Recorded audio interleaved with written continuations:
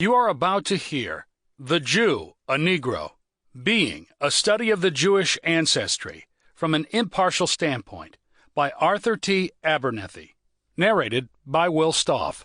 Copyright 2019. BN Publishing online at bnpublishing.com. Preface. This work must not be misinterpreted into an attack upon the Hebrew race. That its undeviating title may presuppose such a condition, the author feels certain. That the author intends to reflect the slightest personal or historical discredit upon this peculiar people, he emphatically denies.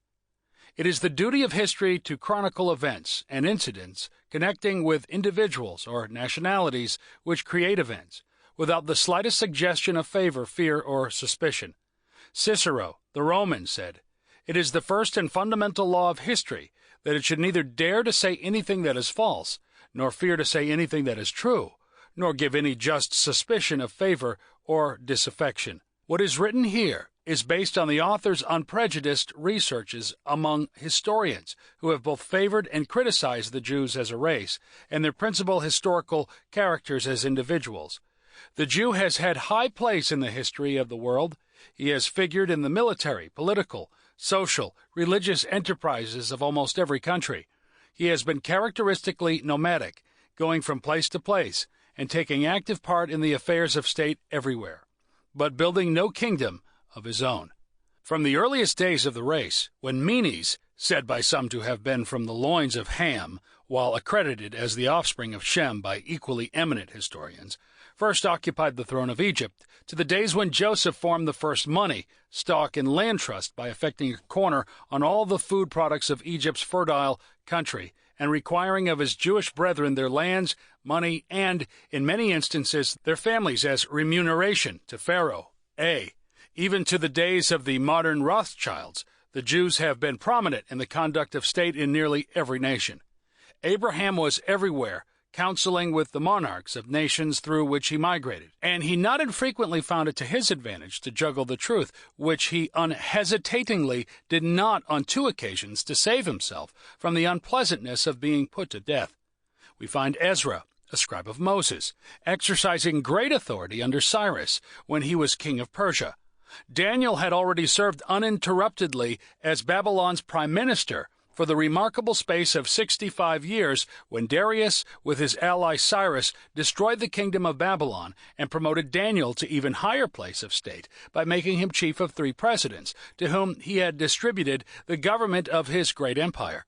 The history of Egypt began and ended with Hebrew blood in control, and we find the Jews vacillating between the high place and the penitentiary in almost every instance. Joseph's impetuosity got him into jail in Egypt. The courtiers of Darius threw Daniel into the den of lions, although their predecessors had previously engaged him in a still more effective test of personal courage by having thrown him into a fiery furnace whence he had escaped unharmed. When Ahasuerus, ruler from India even to Ethiopia, with his own 127 provinces, was on his throne in Shushan, he grew a little too merry under the mellowing influences of his wine feast, and commanded his voluptuous Vashti to appear before the company of princes he was dining, that they, too, might observe her ravishing charms. We are told that, because she also having entertained the noble women of the realm until the pleasantries had flown to her head, and not being inclined to yield to her merry-making lord, refused peremptorily to come into him, she was disposed from her regional title, and a certain Jew, Mordecai, a Benjamite, for whom a hangman's scaffold was within the month to be erected, worked his way into the graces of Ahasuerus, and dictated the selection of a kindred Jewess, Esther. That this Jew accomplished his purposes with the characteristic Hebrew skill and diplomacy is evident from the haste with which the royal monarch forgot his beauteous Vashti, and speedily gave her things.